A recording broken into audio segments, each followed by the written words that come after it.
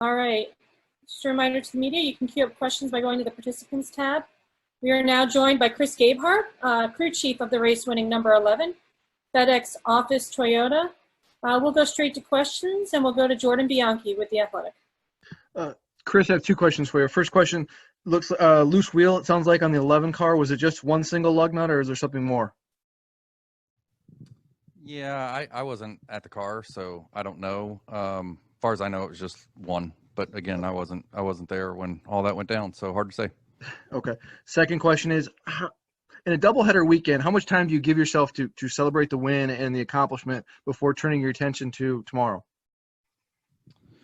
Well, the focus is always on the next race. So, certainly this one will be short-lived, but, for me personally, Phoenix was probably my most favorite win by a mile. And I don't know if I can ever beat that one, but this one ranks up there pretty high. This is a track that Denny's never won at, and to sweep the three stages and have to pass, we had a rough pit stop there on that last yellow flag, and to have to pass both of our teammates to get the win at a track that Denny's never won at and Martin's so good at is very gratifying. I'm just super proud of Denny's effort there and all of the 11 team.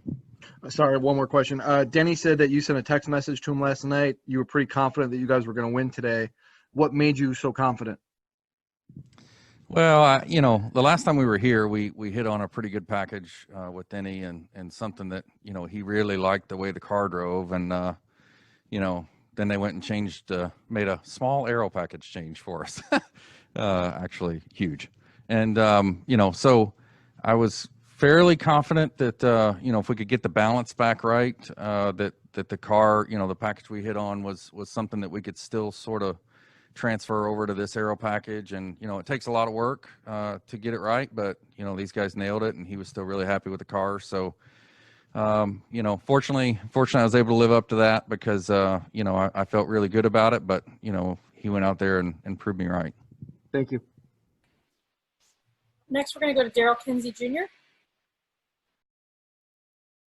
Chris, Daryl Kinsey Jr., WBGR. With the lack or the total elimination of practice for the rest of the season, how important has simulation work been in preparing the car for Sunday, knowing that you won't really know how Denny will react to it until the race starts on Sunday or Saturday like today?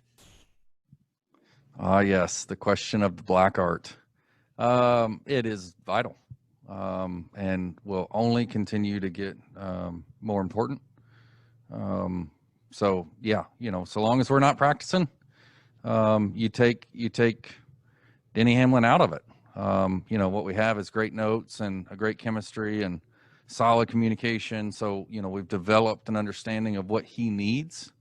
But leading up to the week, I get up to the race, I should say, I get none of that out of him. It's all leaning on notes and simulation. And when you make a major change to the aero package, like you did coming here, and you don't get to lean on your driver at all in practice, that's a situation that I'm just so proud of my engineers, Sam and Ryan and everybody on this race team. It really can't be understated just how different this aero package is from the only experience I've had with Denny at Dover. And to be able to get all the knobs turned just right to produce a car with that kind of speed and consistency is something I'm really proud of. Thank you and congratulations. Thanks. We'll go to Bob Pockris next. Yeah, Chris, Denny said that the goal this year was 10 wins, so he revealed that. I'm curious, why did you kind of set that? Why was that kind of the goal? Well, if he let the cat out of the bag, then I can go ahead and say, now you know how important Bristol and Indy was to us, right? Those are two that we had and got away from us. So, 10 is just a nice round number, and it's something that's hard to do.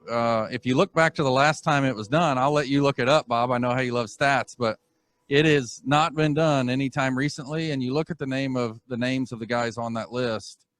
Not only was it done a long time ago, it was done in a different kind of a different era where the rules book is concerned, and and it's elite list of guys. And I just have that much confidence in Denny's ability, and I have Joe Gibbs Racing and FedEx and this team behind me, and there's no reason to set the bar low. I think we're capable of winning every week. Now it's extremely hard because there's a ton of good guys, good teams out there that are just as capable.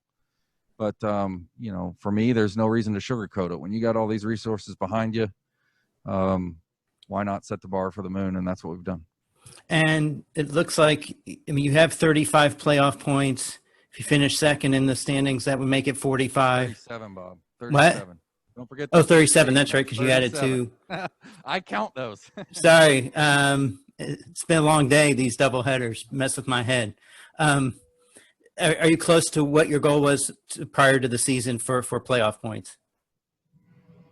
Again, to be honest with you, the playoff goal was less, playoff point goal was probably less of a focus than just, performing to our capability and racking up the wins and really just focusing on a week-to-week mentality of doing our job to the best of our ability. And then, felt like the playoff points would follow if we did that. And, I would say, yeah, we've certainly got more than we had last year at this time. And, right now, if we were to award the regular season points, we'd be at 47, I think. And, that's certainly, there's nothing's a given. That second round, Bob, is going to be brutal. You guys are going to enjoy it. But, I feel second best in playoff points. I feel really good. Yeah. Thank you. And we're going to wrap up with Luis Torres. Hey, so to add on to what Daryl said earlier, you obviously Gibbs got a top 3 finish in this time period. How amazing is it for not just your team, but for the other guys to have a strong day like you guys did on Saturday going into Sunday tomorrow? Well, it's my job to focus on Denny and the 11 team and FedEx and Toyota and JGR and these guys like I do every week. But let's be real. JGR has got a tremendous fleet of drivers, and we all have the same resources and equipment. So we all have great resources and equipment. So, it's no surprise. We're certainly capable of it. And while the feat is not an easy one, so we're definitely all very proud of it. You look at Dover, JGR has a great history here at Dover, and Martin's outstanding here at Dover, and Dover's never been a track that Denny really likes a lot. Again, over the last several races, we've gotten better, and I feel like his confidence is certainly where it should be now. But yeah, these drivers are tremendous at Joe Gibbs Racing, and so are the resources. So gratifying, but not surprising. Thank you, Chris. Best of luck going tomorrow. Yeah, thanks. All right, Chris. Well, thanks for joining us. We'll let you get back to the car to get ready for tomorrow, and good luck when we do this all over again tomorrow. Sounds good. Thanks. Thanks. And just a reminder to all of our media that are on the line, we'll have transcripts, audio, and video from tonight's press conferences available for you on NASCARmedia.com as the evening progresses. Thanks for joining us, and we'll see you again for another doubleheader tomorrow. Thanks, Thank Steph. you. Thank you.